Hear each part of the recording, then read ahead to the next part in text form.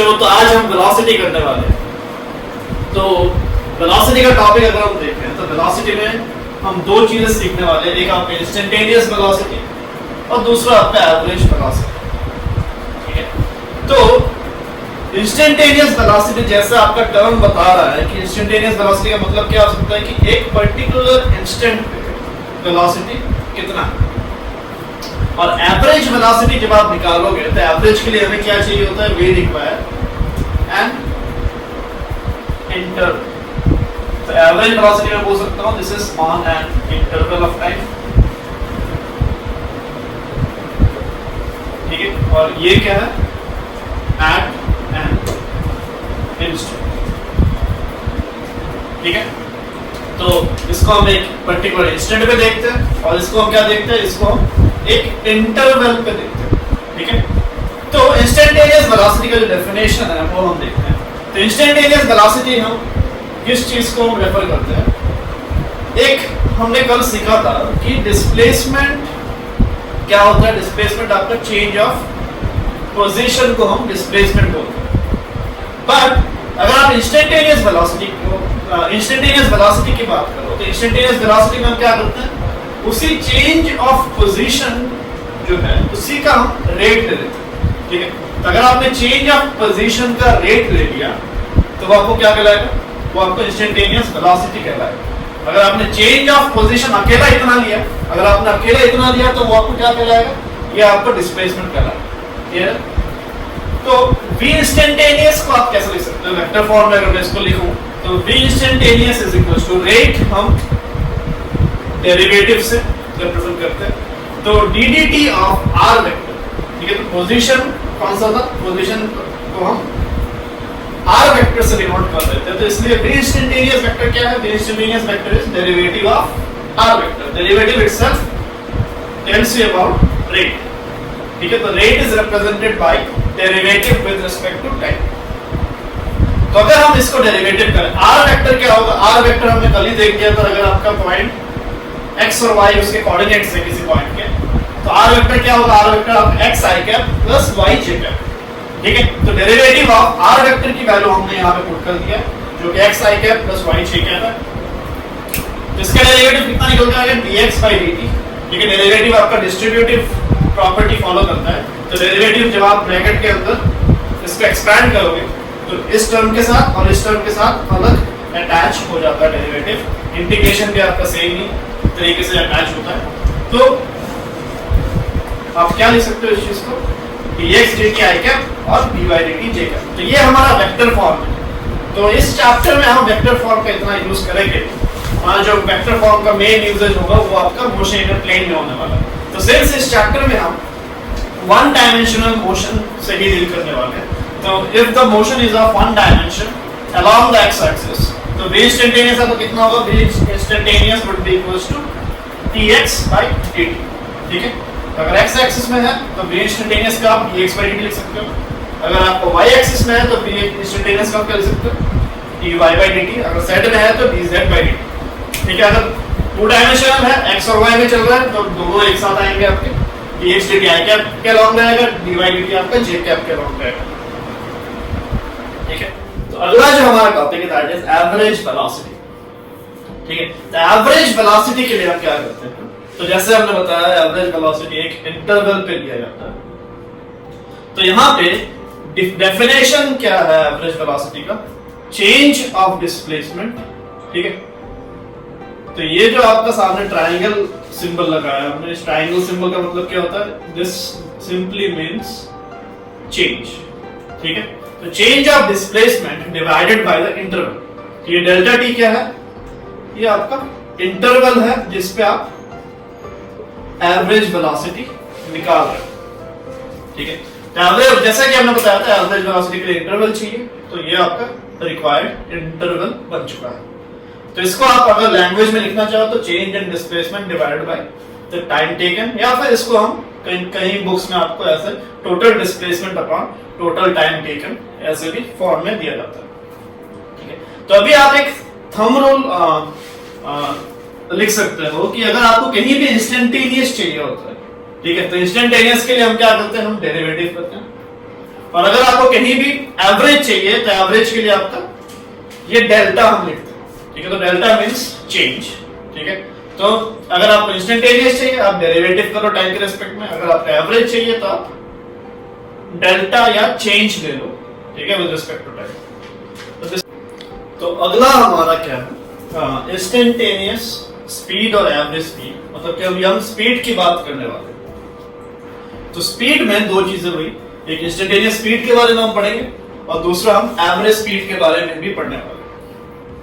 तो instantaneous speed basically है होता क्या है, तो it is nothing but the magnitude of the instantaneous velocity vector. तो इंस्टेंटेनियस वेलोसिटी आपने निकाला है, उसका अगर आप मैग्नीट्यूड ले लो, ठीक है। तो यहाँ पे मैंने ये मॉड्यूलस लिया हुआ है, तो ये मॉड्यूलस का मतलब क्या है, क्या मैग्नीट्यूड ले लो। तो instantaneous speed is nothing but the modulus of dx upon dt, ठीक है। तो जैसे कि इंस्टेंटेनियस वेलोसिटी जो है it can be both positive as well as negative, ठीक है। उसकी वैल्यू पॉजिटिव भी हो सकती है, नेगेटिव भी हो सकती है। बट इंस्टेंटेनियस स्पीड अगर आप लो, ठीक है, तो इंस्टेंटेनियस स्पीड क्या होगा, हमेशा पॉजिटिव ही होने वाली है, बिकॉज आप अकेले मैग्नीट्यूड से डील करने वाले हो, ठीक है। Instantaneous speed is only the magnitude, whereas instantaneous velocity it can be positive as well as negative. तो अगला जो हमारा है दैट इज एवरेज स्पीड। तो एवरेज स्पीड क्या होता है, एवरेज स्पीड को हम डिफाइन ऐसा करते हैं, total distance covered divided by total time taken, ठीक है। तो जैसे एवरेज वेलोसिटी में हमारे पास क्या था, टोटल डिस्प्लेसमेंट था डिवाइडेड बाय टाइम, और एवरेज स्पीड में क्या है, total distance covered divided by the time taken. Clear है। तो एक और कॉमन ऑब्जर्वेशन क्या है हमारा कि डिस्प्लेसमेंट की अगर हम बात करें, डिस्प्लेसमेंट क्या होता है, किसी भी दो पॉइंट्स के बीच जो शॉर्टेस्ट पॉसिबल पाथ है। But apart from this shortest path there are many other paths which are possible. तो रिमेनिंग जितने भी आपके पाथ्स हैं, हर एक पाथ का लेंथ जो है वो शॉर्टेस्ट पाथ से ज्यादा ही होने वाला है, ठीक है। तो हम क्या बोल सकते हैं, हम ये बोल सकते हैं कि डिस्टेंस जो है which is actually the path length, it will always be greater than equals to displacement, ठीक है।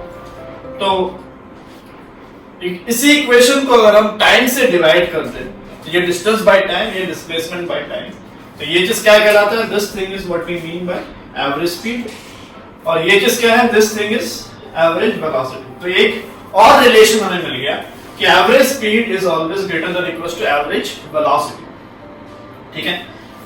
तो अभी हम ये केस देखते हैं कि इक्वल कब होता है, ठीक है। ग्रेटर देन इक्वल्स टू लिखा हुआ है यहाँ पे, तो इक्वल का केस कौन सा है, तो स्पेशल केस डिस्टेंस और डिस्प्लेसमेंट आपके equal and average speed and average velocity आपके कब इक्वल होते हैं, only when the particle moves in a straight line, ठीक है, without making any U turn in its journey, ठीक है। अगर आपका पार्टिकल एक स्ट्रेट लाइन में मूव कर रहा है without making any U turn, अगर वो पीछे मुड़ता नहीं है, तो जब वो मूव करेगा तो डिस्टेंस जितना कवर होगा और डिस्प्लेसमेंट जितना कवर होगा दोनों आपके इक्वल होंगे। अगर ये दोनों इक्वल हो गए तो ये दोनों आपके ऑटोमेटिकली इक्वल होने वाले हैं, ठीक है।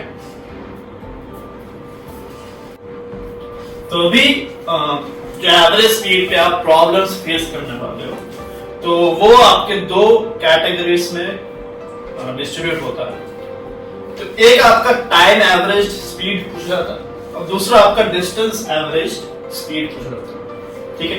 तो टाइम एवरेज स्पीड में क्या क्या है वो देखते हैं।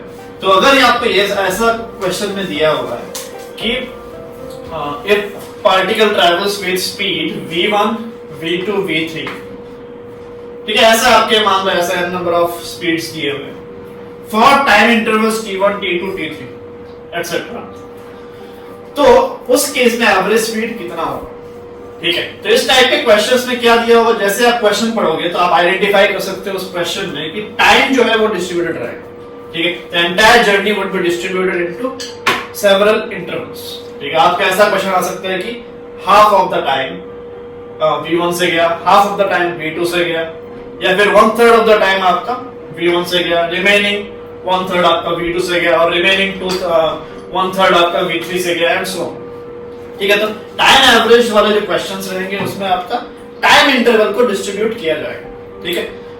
तो क्वेश्चन पढ़ के आपका ये आइडेंटिफाई हो जाता है कि ये डिस्टेंस एवरेज है कि टाइम एवरेज है। तो वही एवरेज स्पीड के लिए हम वही फॉर्म यूज करेंगे, total distance divided by the total time. अब टोटल डिस्टेंस जब आप निकालोगे तो टोटल डिस्टेंस निकालने के लिए क्या करना है आपको, सारे जो अलग अलग इंटरवल्स है T1, T2, T3, इनमें जो आपने डिस्टेंस कवर्ड किया, ठीक है, तो D1 plus D2 plus D3 plus ऐसा जितने भी आपके इंटरवल्स है उसके हिसाब से डिवाइडेड बाय टाइम कितना हो, टोटल टाइम हर एक का addition T1 plus T2 plus T3 and so on. ठीक है, तो अभी अगले स्टेप में हम क्या करेंगे, फर्स्ट जो इंटरवल है, ठीक है, फर्स्ट इंटरवल का डिस्टेंस कितना कवर होगा, V1 into T1, ठीक है, S equals to VT हम यूज कर रहे हैं यहाँ पे। सेकेंड इंटरवल का आपका कितना कवर होगा, V2 into T2 and so on, ठीक है, तो डिवाइडेड बाय आपका टाइम इंटरवल जो है T1 plus T2 plus T3 and so on. तो क्वेश्चन ये है कि हमने फॉर्मूला यहां तक क्यों नहीं छोड़ा, बिकॉज क्वेश्चन में जो गिवन पैरामीटर्स है उसके हिसाब से हमें सॉल्यूशन चाहिए।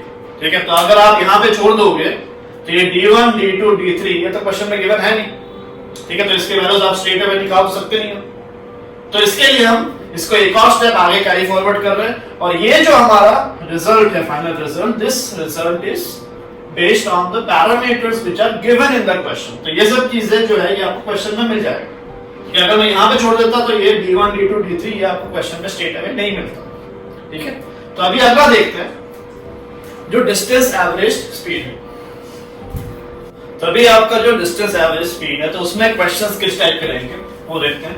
तो क्वेश्चन आपका दिया रहेगा कि if the particle covers distance D1, D2, D3 etcetera with speeds V1, V2, V3 etcetera, ठीक है, तो वहां पे एवरेज स्पीड कितना होगा। तो यहां पे अगर आप नोट करो, हमने टाइम पिछले जो आपका प्रॉब्लम था उसमें हमने क्या किया था, टाइम को डिस्ट्रीब्यूट किया था अलग अलग इंटरवल्स पे। तो यहाँ पे हमने किसको डिस्ट्रीब्यूट किया, डिस्टेंस हैज बीन डिस्ट्रीब्यूटेड। तो डिस्टेंस को हमने D1, D2, D3 ऐसे डिस्ट्रीब्यूट कर रखा है, और उसका कॉरस्पॉन्डिंग स्पीड्स भी आपको दे रखा है V1, V2, V3। तो एवरेज स्पीड उस केस में कैसा होगा, तो एवरेज स्पीड के लिए आप वही करोगे, total distance upon total time. तो टोटल डिस्टेंस के लिए क्या करोगे, सारे डिस्टेंस D1, D2, D3 ये सारे हमने ऐड कर दिए, डिवाइड बाय जो सारे आपके इंटरवल्स है टाइम के T1, T2, T3 ये सब आप दे दिए। ठीक है, इन सबको हमें ऐड करना है तो आपको टोटल टाइम मिल जाएगा। बट यहाँ पे आप यहाँ पे मैं इसको लीव नहीं कर सकता, बिकॉज क्वेश्चन में प्रॉब्लम में अगर आप नोट करो T1, T2, T3 इनकी वैल्यूज जो है वो आपको दिए नहीं है। ठीक है, तो इनको वैल्यूज हम कैसे निकालें, इसके वैल्यूज हम हर इंटरवल का, तो ये D1, D2, D3 ये आपको क्वेश्चन में अभी गिवन है, तो न्यूमरेटर में कोई चेंज हमें करने की जरूरत नहीं। ठीक है, तो न्यूमरेटर हम एज इट इज रख देते हैं, because it is already given in the question. ठीक है, डिनोमिनेटर को हम क्या करेंगे, ये T1 टाइम गिवन नहीं है, तो फर्स्ट जो आपका पार्ट ऑफ द जर्नी है ये D1 कवर हुआ है कितने स्पीड में, V1 स्पीड में कवर हुआ है। ठीक है, तो कितना टाइम लगा होगा, S इक्वल्स टू VT अगर हम यूज करें, डिस्टेंस आपका D1 है, स्पीड V1 है, तो टाइम क्या होगा, T1 आपका स्पीड डिस्टेंस अपॉन स्पीड।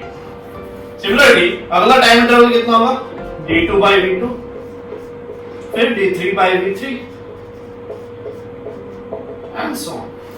ठीक है, तो आपका तो ये D1, D2, D3 ये सब भी आपको क्वेश्चन में ही मिल जाएगा, और D1 तो क्वेश्चन में है ही है, V1, V2, V3 ये भी आपको क्वेश्चन में ही मिल जाएगा, तो आपका रिजल्ट आपका निकल के आ जाएगा। यहाँ पे क्वेश्चन कैसा रहेगा, आपका ऐसा क्वेश्चन रहेगा कि if 1/5 of the distance is covered with speed V1 and 2/5 of the distance is covered with speed V2 and the remaining 2/5 is covered with V3, then what is the average speed? ठीक है, तो वहां पे आप D1 क्या होगा, total distance का 1/5, D2 आपका टोटल डिस्टेंस का 2/5, D3 भी 2/5 आपका टोटल डिस्टेंस होगा। ठीक है, सेम यहाँ पे आप क्या करोगे, D1 की वैल्यू वही पुट करोगे, V1, V2, V3 आपके वैसे ही आएंगे। ठीक है, तो वैसे आपको आगे प्रोसीड करना पड़ेगा। ठीक है, तो that is it regarding average speed and velocity. ठीक है, तो हमारा जो अगला वीडियो रहेगा उसमें हम एक्सेलरेशन के रिगार्डिंग बात करने वाले हैं। तो इस पे बेस्ड प्रॉब्लम्स जो है उसके लिए भी मैं एक वीडियो बनाने वाला हूं, तो उस वीडियो में जस्ट जो प्रॉब्लम्स है वही डिस्कस होंगे। ठीक है, तो अगला जो वीडियो है डालने से पहले मैं एक और वीडियो आपको डालने वाला हूँ जिसपे आपका बस प्रॉब्लम्स रहने वाले हैं, तो वो आप वीडियो रेफर करोगे तो आपके जो टफ प्रॉब्लम्स है और इजी प्रॉब्लम्स दोनों एक साथ आपके उसको देखने के बाद निकल जाएंगे। ठीक है, तो प्लीज लाइक कीजिए, सब्सक्राइब कीजिए और कमेंट कीजिए। ठीक है, और जितना हो सके आप शेयर भी कीजिए, और बेल आइकन जो है नीचे आपके एक बेल आइकन रहेगा उसको आप हिट कर दो ताकि आपको फ्यूचर अपडेट्स जितने भी आएंगे सारे आपको देखने को मिल जाए। ठीक है, thank you everyone, bye. Please like, share and subscribe and hit the bell icon for future updates.